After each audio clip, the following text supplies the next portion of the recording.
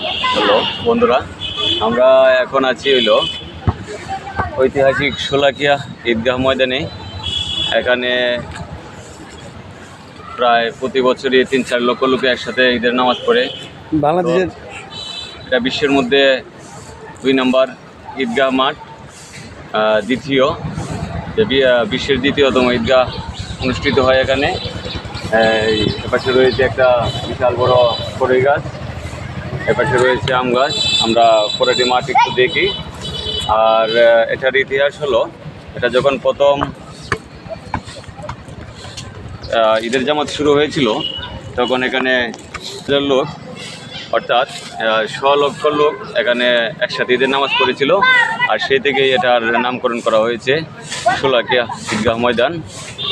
এটা কিশোরগঞ্জ সদর, কিশোরগঞ্জে অবস্থিত।